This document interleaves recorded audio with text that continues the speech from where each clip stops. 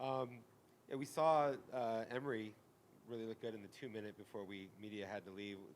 What do you sense about just kind of the trajectory that you've seen from him and kind of the passing component over the last week or so? I was super excited about what he did today. I think, as we talked about last week, as particularly from a game planning standpoint, as you really start honing in on particular plays, particular scheme, what are we trying to get versus this look? I think he's really taken a step in the right direction in the last couple of weeks. And we saw that today, whether it be progressions, timing, how he got through it, the precept recognition. I think, that streamlining and that confidence and conviction in the decisions that he's making, I think we're headed in the right direction. How much alert stuff do you think that you'll have kind of baked into what you guys are going to be doing at the outset of the season? I think alert meaning Like just the ability to identify on the field and call something from Emery directly to a receiver. I think you have to have all those tools in place, whether the quarterback calls it, whether we call it, whether it's a check. I think you have to have all those tools at your fingertips because those guys, obviously, they're coached well too. So, we want to have the availability to get in the best play possible when possible. And what about him specifically? How much freedom does he have to be able to make those kind of decisions? In context, right? I mean, it's not open for him. He's not going to call the game, but there's obviously situations where we give him some flexibility to get us in the right play. Cole Topham, Devil's Digest. Coach, it seems like you guys have been having a lot of success in the 2-minute drill lately, just in the periods that we're able to observe. Is it difficult when you're huddling, every play on some of those normal drives to snap out of that sort of patient approach and transform the players into that mindset of we need to go fast and get down the field? Well, I think that's probably what's unique about what we're doing offensively. We can get big, put a big personnel grouping in there, and then we can get into a no-huddle, 11 personnel spread set. So I think the capability of being able to do that both and a comfort level to be able to do both, I think, breeds a lot of defense, a lot that the defense has to look or defend, and I think our guys have confidence in both. Whether it be a 2-minute situation, they love shoot those guys athletes. They love spreading it out and throwing it and going fast. But also those linemen, when you start getting down in there and running the ball, they like to move people off the ball. So there's the piques interest of different position groups, obviously, but we have the availability to do both, and I think we can be successful doing both. Coach Michael Caratanero, Sideline Sports.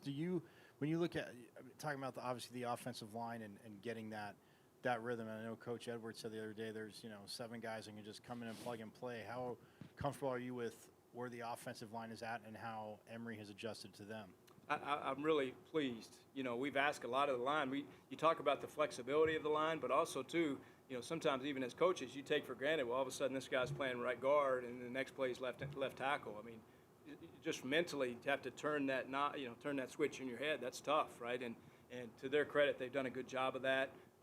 You don't want to make your living doing that. You want to get at some point get a certain comfort level where you're at. But I think there definitely is some flexibility. They've gotten a lot of reps in different situations. So I think we're in a good place. I think Emery really excited about what they're doing. He speaks very highly of them. You can tell even back there, there's some poise and confidence that they're doing their job as well.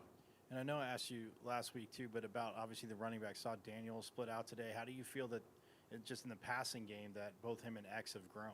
I think they've grown, and as importantly as that, I think Emery has the confidence in those guys as well. So I think he is definitely ready to utilize them if needed, whether it be a designed route like we talked about or a check down type mentality. I'm excited to see those guys in space.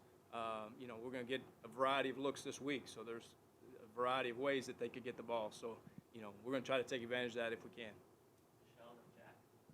Yeah, Coach, now that you've had a chance to work with Emery for a month or two, has anything surprised you about him? No, I mean, obviously you coming in, you have the expectations, right? You have high expectations. He has higher expectations than anybody in this building. So it's my job to try to get the best out of him. And he's continuing to be critical of himself. He wants to improve. He's continues to ask questions, give me feedback. And vice versa. I'm staying on him. Even if we have a big play, there's stuff that I can give him feedback to try to help improve, whether it be timing, ball placement, etc. So I think we have a great dynamic right now.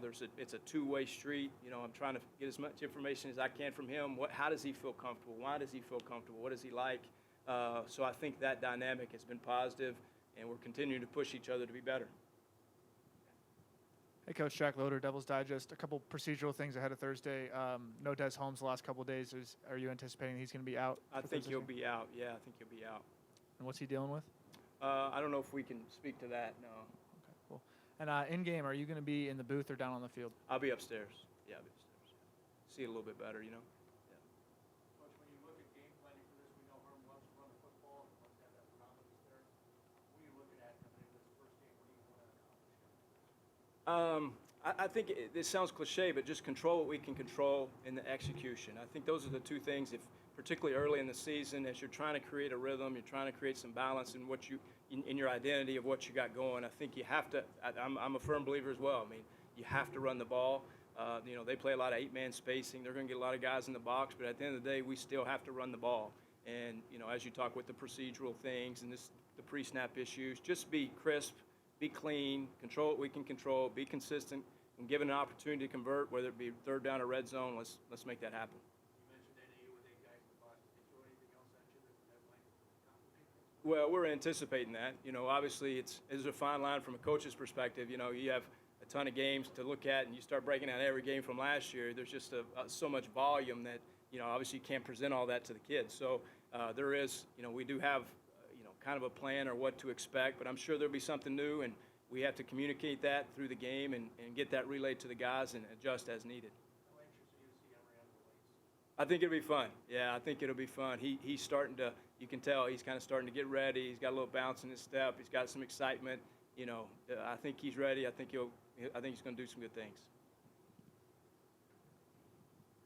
With you being on the field, who really you relying on? I'm sorry, I'll be in the box. Yeah, I'll be in the box. Yeah.